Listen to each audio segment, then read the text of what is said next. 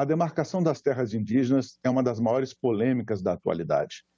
Uma grande parte das áreas que ainda dependem de demarcação fica no Pará, o que tem provocado diversos conflitos entre indígenas e produtores rurais.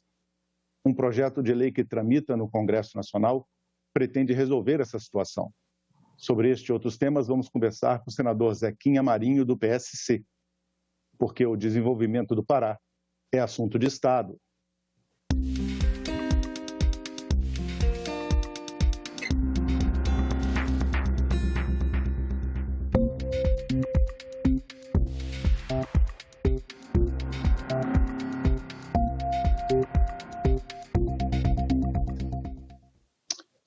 Senador Zequinha Marinho, muito obrigado pela sua presença no nosso programa. Eu que agradeço, Silvio, a oportunidade de estar aqui para a gente conversar com a sociedade brasileira, especialmente o povo da região norte e do estado do Pará, a quem um dos assuntos dessa tarde muito vai interessar. Sem dúvida, senador. Vamos começar falando do que eu mencionei na abertura do programa, que é essa questão da demarcação das terras indígenas. Senador Zequinha Marinho, o senhor apoiado na jurisprudência que foi firmada pelo próprio Supremo Tribunal Federal em uma decisão há anos sobre a reserva Raposa Serra do Sol, em Roraima, o senhor apresentou um projeto para regulamentar essa demarcação, o uso e a gestão dessas terras indígenas. É porque, como eu disse também no começo do programa, muito dessa terra está no estado do Pará, né?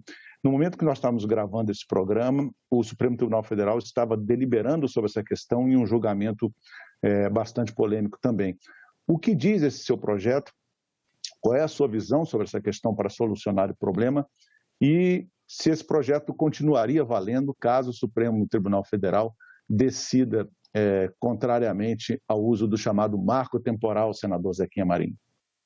Muito bem, Silvio, é importante levar em consideração que de certos tempos para cá, a indústria da criação de área, de reservas indígenas, tomou conta do Brasil, né?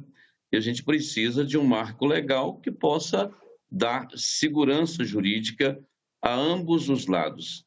Garantir o direito do indígena na sua terra, conforme diz a Constituição Federal, né? Mas também dar garantia ao produtor rural que, de repente, vê suas terras sendo tomadas para objetivo nenhum, porque são áreas abertas, que não tem mais o que o índio explorar, porque, de repente, a questão ideológica com relação ao índio ainda está naquele tempo que o índio deve viver da pesca e da caça, quer dizer, é um prejuízo total. E quem é que promove isso?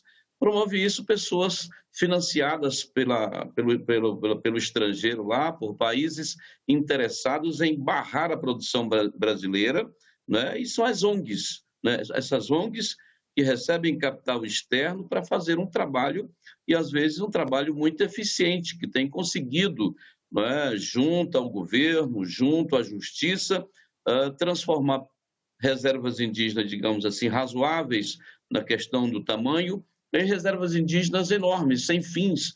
Quer dizer, um negócio muito grande, como é o caso do Pará. O Pará é um estado de uma boa dimensão territorial, de terras bem férteis, todas elas muito úteis, e de repente vai sendo engessado pouco a pouco. O Pará não tem 60 mil índios, de repente tem uma extensão territorial, né, destinada a esses 60 mil índios, que inviabiliza, de repente, a produção para os 9 milhões de habitantes que está chegando agora, correto? Então, o nosso projeto de lei coloca ordem na casa. Entendemos que o Supremo Tribunal Federal, que estabeleceu um marco legal lá, né, de acordo com a Constituição, a gente precisava deixar isso quieto, porque é importante observar a salvaguarda do próprio Supremo. O projeto contempla todas elas, são um número de 19, estabelecidas pelo ministro Barroso, de forma muito criteriosa. Então, o projeto abraça e transforma isso em lei, né? Mas tirar o marco legal, uma coisa que já foi decidida e que é garantida... O marco temporal, né? Digo melhor, marco temporal, me perdoa, o marco temporal, algo que já foi estabelecido no passado com relação ao grande debate lá de Raposa Serra do Sol, não é justo, não é correto, isso traz uma insegurança violenta para quem quer investir no Brasil, né? A gente precisa assegurar ao investidor, ao produtor e a todos um documento que possa dar tranquilidade, segurança jurídica e garantia de direitos. Só esclarecendo aos espectadores, senador, que esse marco temporal de que a gente estava tratando, ele está dizendo o seguinte: o Supremo Tribunal Federal decidiu que todas as terras que estivessem com os índios e eles pudessem comprovar que eram deles até a promulgação da Constituição, em 1988, 15 de outubro, se não me falha a memória, poderiam ser regulamentadas e as demais dependeriam de uma série de fatores. Não é isso? E é isso que eles estão querendo revogar com esse julgamento que estava em andamento aqui no momento que gravávamos o programa. Bom, vamos passar para um outro assunto muito importante para o Pará, que o senhor está à frente disso, inclusive muito empenhado, que é a realização do Fórum Mundial, pela primeira vez fora da Finlândia, o Fórum Mundial da Bioeconomia. A proposta desse evento é discutir soluções, evidentemente, para um futuro mais sustentável. Qual é a importância da realização desse evento para o Pará, para o futuro do Pará, e como é que está a bioeconomia do seu estado, senador Zequinha Marinho? É importante observar, a região amazônica, e especialmente o Pará, é muito rico nesse aspecto. As mais diversas espécies na floresta, enfim. O que nós precisamos, e é importante o fórum ser realizado no estado que tem a matéria-prima, alguns investimentos estratégicos. Primeiro, em pesquisa, né? Exatamente para a gente saber o que a gente tem, né? O que nós temos em termos de riqueza, de potencial, etc., nesse setor. Eu acho que fazer isso lá vai trabalhar em cima de uma constatação, mas vai poder também estabelecer, digamos, a dimensão disso, né? O que nós temos no território paraense. O quantitativo disso é fundamental para quem quer fazer investimento. Segundo, recursos para que a gente possa investir em tecnologia, né? Não adianta você ter muita matéria-prima à disposição, né? E não ter condições de tecnologia que possa transformar essa matéria-prima num produto acabado e que possa servir ao mercado, tanto interno quanto externo. Então, esse debate certamente será muito produtivo. Sair daquela questão artesanal que a gente conhece lá no Pará, especialmente na região do arquipélago do Marajó, onde as pessoas vêm catando andiroba, uma coisinha e outra. Aquilo não traz renda. A renda é muito insignificante para ajudar na sobrevivência daquelas famílias que moram ali, né?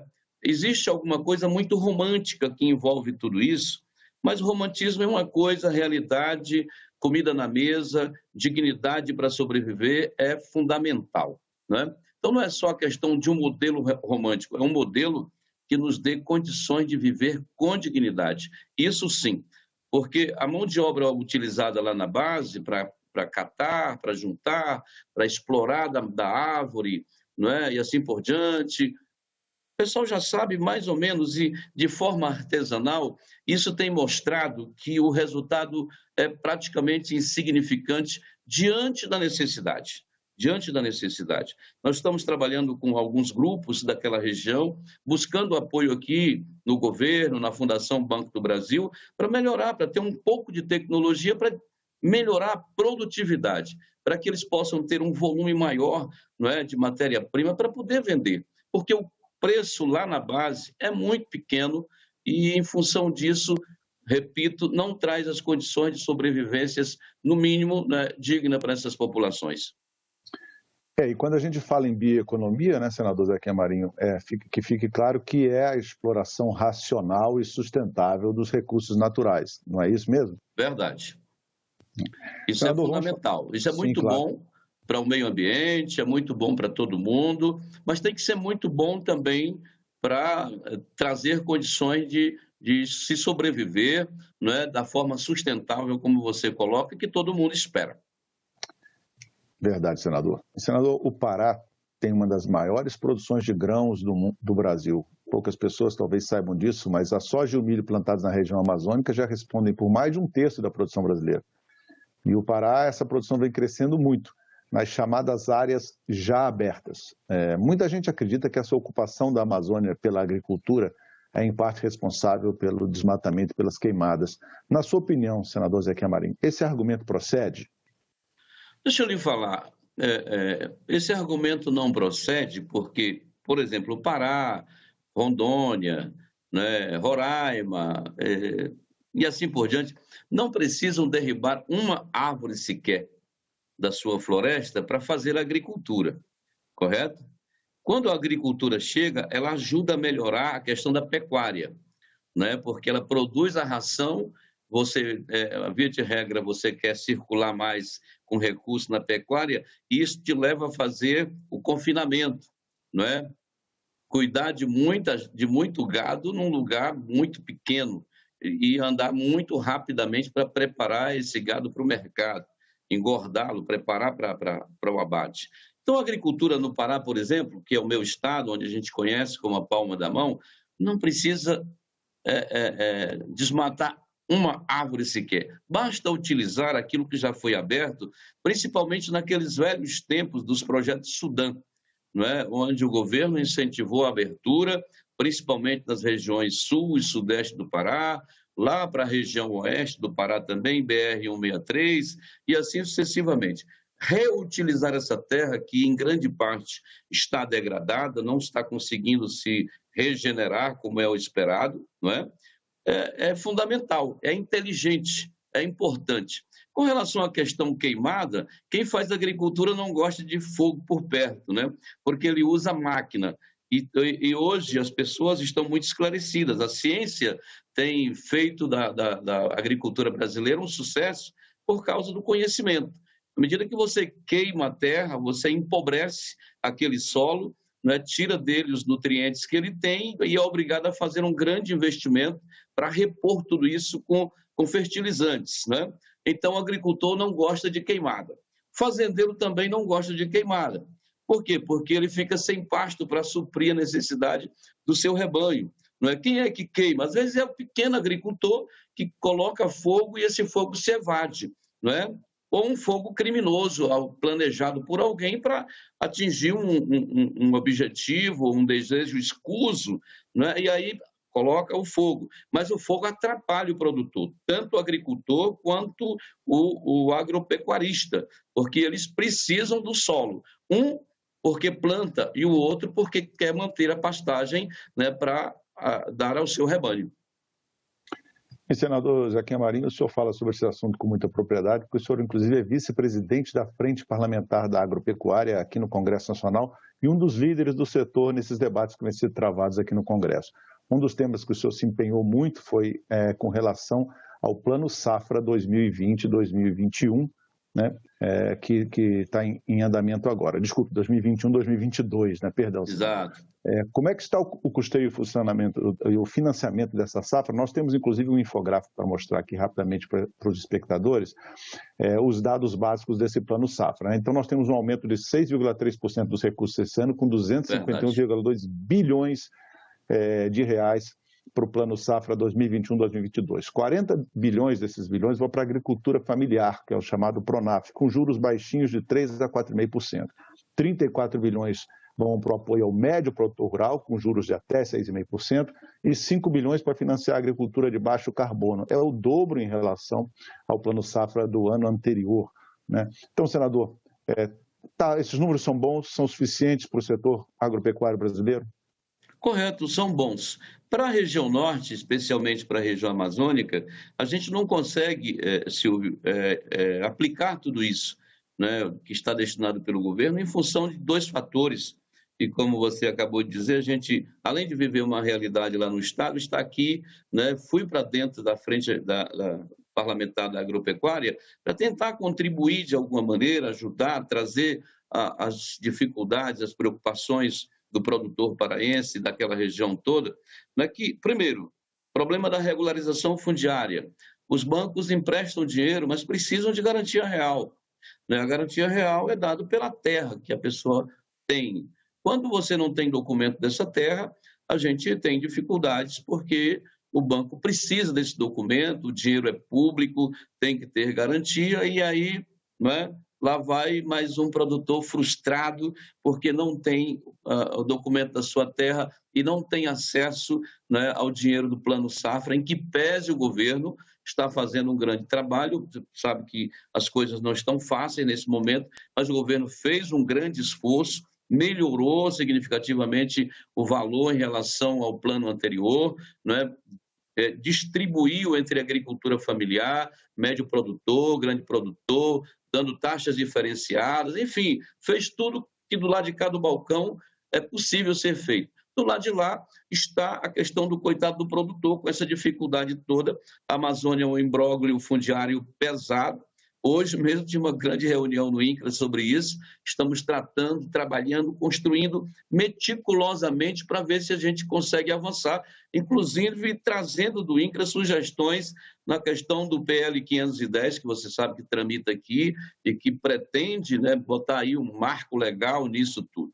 O outro problema, Silvia, é com relação ao licenciamento ambiental.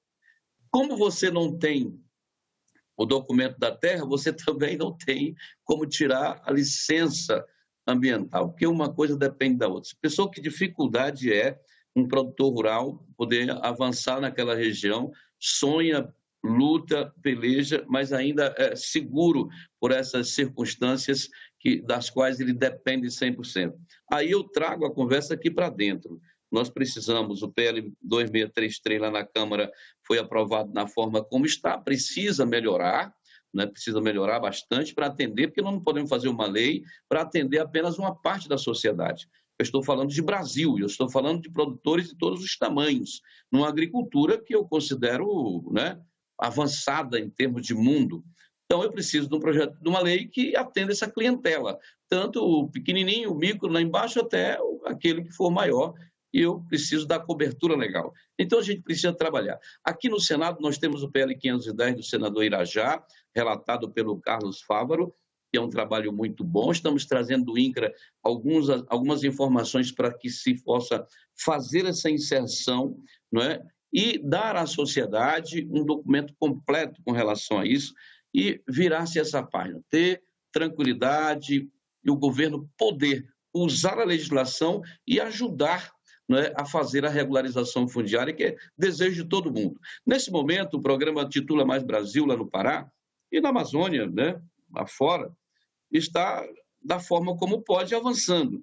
As prefeituras fizeram um convênio, né, de cooperação técnica com o INCRA, ou estão fazendo com o ITERPA, que é o órgão do governo do Estado, e essas prefeituras oferecem servidores, esses servidores são capacitados, treinados e credenciados pelo INCRA, né, e ali no município eles são o INCRA, né, e ali vão para cima. Hoje eu discuti com o presidente do INCRA um pouco mais de apoio para que a gente possa colocar recursos para dar caminhonetes, dar condições de que eles possam se locomover, porque os municípios paraenses são relativamente muito grandes, né, na sua extensão, uma demanda violenta, né? Então, a prefeitura sozinha não dá conta de dar carro, combustível, essa coisa toda para esses funcionários andarem.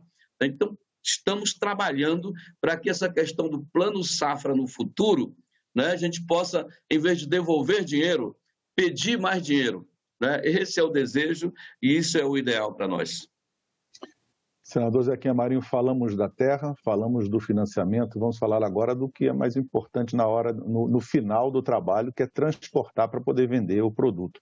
Vamos falar da Ferrogrão, senador, que é a EF 170. O senhor tem sido um dos líderes nas negociações para encerrar uma disputa judicial que está envolvendo a construção dessa ferrovia tão importante que vai ligar Sinop, no Mato Grosso do Sul, ao porto de Miritituba, no Pará. Qual o problema envolvendo essa obra, senador? E o que o senhor defende como solução? Bom, o primeiro problema é uma questão do projeto de lei, na verdade foi uma medida provisória do governo Temer, né, que pese ter sido amplamente debatido. Eu era vice-governador lá no Pará, vim para cá para ajudar, para contribuir, para somar, né, foi um trabalho muito bem feito nesse sentido. Foi o que deu origem à questão da Ferrogrão, que deu todas as normas, etc. Sobre isso. O PSOL, né, entrou com uma ação dizendo que medida provisória não seria um instrumento correto para que o governo pudesse, né, tocar um projeto como a Ferrogrão. Teria que ser um outro projeto, um projeto de lei ordinária, etc. Mas é um negócio tão simples, tem tanta coisa que já foi feita com medida provisória, que eu acho difícil, né, não ter que admitir né, que uma medida provisória também não possa dar base legal ao projeto, né, Ferrogrão. 2, a parte da Ferrogrão, em que pese ficar na mesma faixa de domínio da BR-163, ela vai andar coladinha, né, à BR, passa dentro de um parque, o Parque Nacional do Jamanchim, parece que esse é o nome. E aí o parque não permite nenhum tipo de atividade dentro dele. Então, pegaram esse lado, já no parque não pode passar. É aquele negócio da oposição, né? Segura de um lado, segura do outro, para ver se impede a coisa avançar. Mas o Brasil precisa disso. O ministro Alexandre de Moraes, ele acolheu, né, a denúncia feita pelo PSOL. Nós trabalhamos, reunimos remotamente, o ministro Tarcísio tem feito um trabalho de articulação, e o que a gente entende, claro que tem que esperar para haver o julgamento, mas o que a gente entende é que o ministro ficou convencido de que as argumentações do PSOL não se sustentam, né? E que o resultado final, o parecer final dele, deve ser pela aprovação e liberação de todos os projetos que envolvem, né, a criação da ferrovia para o seu leilão daqui a pouco tempo. Lá pelo TCU corre a questão da análise completa do projeto, porque o TCU é o órgão, né, que toma conta disso, a questão do licenciamento ambiental da mesma forma, né, e a outra parte dentro do Ministério da Infraestrutura e assim por diante. São alguns lugares que isso... E essa ação mandou paralisar tudo, quer dizer, o TCU teve que parar, o IBAMA teve que parar, e o governo todo teve que parar em função disso. A minha expectativa é que o ministro volte a pautar esse assunto e que possa dar ao Brasil a oportunidade disso ser concluído e, ao ser concluído, poder ser leiloado. Existe muita gente, muitos grupos aí interessados, porque ali é um lugar estratégico para uma ferrovia. A ferrovia não vai impactar quase que nada, porque, como já disse anteriormente, ela vai ser construída ao lado da BR-163, na mesma faixa de domínio, ele não vai fazer desmatamento, o desmatamento já foi feito, se teve algum dano ambiental, já aconteceu no passado, é área consolidada e, em função disso, tem tranquilamente possibilidade de passar ali a ferrovia. De certo modo, eu até acho que a ferrovia vai ser útil para impedir qualquer tipo de avanço de algum sobre o parque ou sobre a flora ali existente naquela região, que é uma grande e extensa área, né? Quer dizer, ela vai fazer parede de um lado, não vai passar ninguém, vai ficar impedido de qualquer tipo de avanço ou construção de algum ramal, parque adentro ou floresta adentro. Isso é muito importante. Por outro lado, essa ferrovia, Silvio, vai tirar milhares de caminhões de circulação, aí queimando combustível fóssil e emitindo gases poluentes o tempo todo. Na medida que você faz uma comparação entre uma coisa e outra, não é? Esse lado aí é muito pesado. A relação custo-benefício realmente é muito interessante para a sociedade quando se admite a construção da ferrovia. Senador, inclusive essa construção da Ferrogrão é uma obra que recebeu o selo verde, porque, como o senhor estava mencionando aí, ela tem a expectativa de reduzir em 50% a emissão dos gases de efeito estufa e reduzir em milhões de toneladas de CO2 lançados na atmosfera com a circulação desses caminhões, levando a grande produção de grãos do Brasil, do centro-oeste até o norte, para o Porto de Miritituba e outros portos do Pará, não é, senador? Pois é, a partir lá do centro da produção do Mato Grosso, hoje você manda carga para Paranaguá, no Paraná, manda carga para Santos e manda carga de caminhão também para Miritituba, né? Que é um trânsito, eu estive lá recentemente, é um trânsito infernal, ninguém dá conta daquilo. E aí os riscos, os acidentes, né, aquela coisa toda, que acolá você está vendo uma carreta tombada, é muito perigo. E a ferrovia, ela vai acalmar isso, não é? Ela vai acalmar isso, vai dar maior celeridade ao escoamento dessa produção, vai tornar o nosso produto mais competitivo, porque vai baratear esse frete, vamos ser ecologicamente corretos, porque vamos parar com a emissão desses gases trazidos pela queima do óleo diesel, Enfim, é um sem número de vantagens que, para o Brasil, é fundamental. Senador Zequinha Marinho, muito obrigado pela sua presença no nosso programa. Eu que agradeço a oportunidade de poder conversar contigo. Estamos aqui sempre à disposição para esses bate-papos que são fundamentais para informar nossa população. Obrigado, senador Zequinha Marinho, e agradeço também a você que nos acompanhou até agora, lembrando que esse programa já está disponível para você baixar ou compartilhar no nosso site, senado.leg.br/tv, no nosso canal do YouTube ou em podcast nas principais plataformas de áudio. Obrigado pela sua companhia, pela sua audiência e até o próximo assunto de Estado.